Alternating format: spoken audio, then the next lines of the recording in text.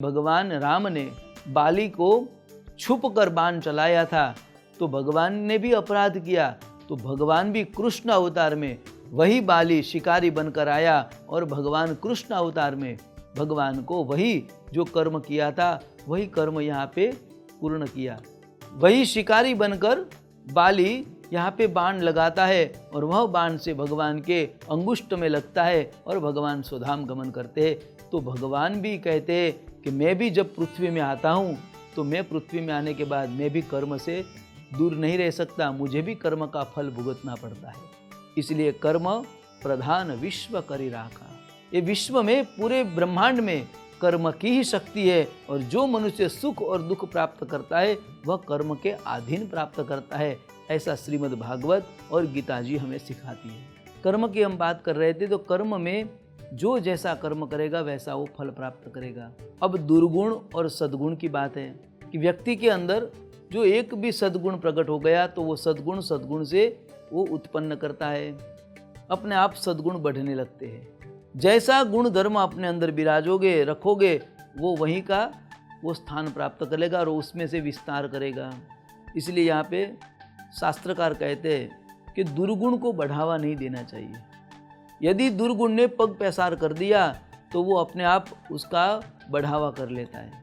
जैसे कि कोई व्यक्ति विदेश में गया, अब वो एक व्यक्ति गया विदेश में, अब विदेश में गया तो क्या हुआ, उसको थोड़ा समय गया, पीआर मिल गया और पीआर मिलने के बाद उसे ग्रीन कार्ड मिल गया। अब ग्रीन कार्ड मिल गया तो अब क्या होगा, वही व्यक्ति दूसरे व्यक्ति को बुलाएगा अपने देश से कि भाई तुम भी आ जाओ, मेरे पास ग्रीन कार्ड है, मैं तुम्हें बुला सकता हूँ। अब वो दूसरे ने बुलाया, अब वहाँ पे दूसरे को बुलाया, दूसरा भी ग्रीन कार्ड प्राप्त हुआ, अब वो तीसरे को बुलाएगा और जो मिला है, जो प्राप्त हुआ है जिसे ग्रीन कार्ड, वो व्यक्ति क्या करेगा, वहाँ पे शादी करेगा, उसके बच्चे होंगे तो अपने आप वहाँ पे वो बढ़ोतरी होती जाएगी।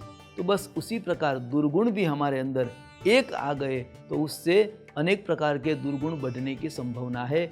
इसीलिए कर्म अच्छे करने के लिए सबसे पहले तो दुर्गुण से दूर रहना चाहिए, हमारे अंदर सद्गुण का विस्तार करना चाहिए, सद्गुण को प्राप्त करने चाहिए। और सद्गुण कैसे प्राप्त होते हैं तो कहते हैं संत समागम से, संतों के साथ रहने से, संतों की कथा सुनने से, संतों का वार्तालाप सुनने से हमें सद्गुण प्राप्त होते हैं। भगवान नाम संकीर्तन करने से हमारे अंदर दुर्गुण चले जाते हैं और सद्गुण का विस्तार होता है। सद्गुण प्राप्त के लिए आहार शुद्धि होनी चाहिए, व्यवहार शुद्धि होनी चाहिए, आचार और विचार शुद्ध होने चाहिए। आहार शुद्धि यहाँ पे बहुत बड़ा भाग देती है क्योंकि जो जैसा खाएगा वही वैसा सोचेगा।